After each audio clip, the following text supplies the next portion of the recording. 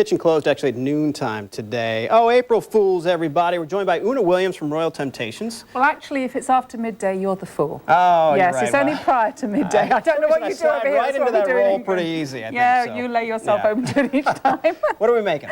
We're going to make an almond raspberry tart. Okay.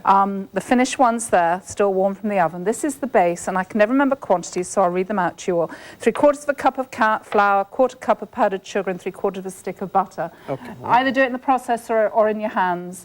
Makes the fine breadcrumby mixture, which you know all about, of course. I do, of yes, course. Of course. And then I spread it into the 9-inch pie plate. It'll also fit in an 8x8 brownie. Double goes a 9x13.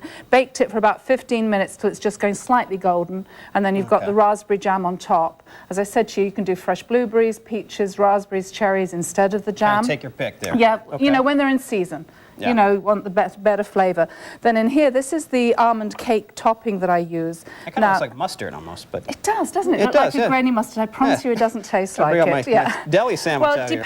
depending how lazy you want to be, I will buy the skinless almonds and grind them in the processor with sugar. Okay. Or Trader Joe's do this thing called almond meal, which is just ground almonds with the skin still on, so it takes on a bit of work. No, well, you wouldn't. You don't cook, do you? Well, wait a minute now. We don't want to jump to conclusions here.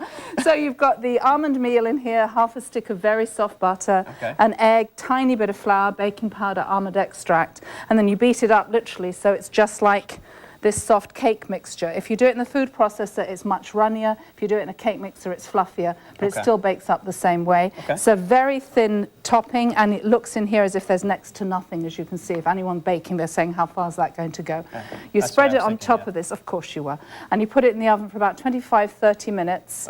And before it goes in, I like to sprinkle these almonds on top of it because it makes it look pretty, as you can see there. And then you cut it when it comes out. I've made a gluten-free version of it as well, which is just as excellent. And you can do that gluten-free? Yes. Yeah, my son's gluten intolerant, so I've been changing all my recipes to gluten-free. I'm a demo at Merrimack Library next week. People are phoning me to do demos and bake for them. So this is great for Easter. For does it taste the same, I guess, or similar? Yes, I mean, that's my criteria. Too much gluten-free stuff in the shops doesn't taste like your old favourites tasted like. So to me, I'm trying to make it that it tastes like the old favourites. That's what's important, that the brownies taste the same, the corn muffins, and they do. And those of you that have tasted my food know how picky I am. It has to be right, and my son's even worse than I am because he can nag mother all the time. All right, we've got about 15 seconds left. So it's done. Una Williams, RoyalTemptations.com. I'm at Merrimack Library Wednesday 29th with a gluten talk and demo, and I'm talking to local hospitals about doing it as well. And you can order this for Easter for me, gluten-free or ordinary. I think you got 2 breaths in there the whole time. We're going to wrap things up when we come back.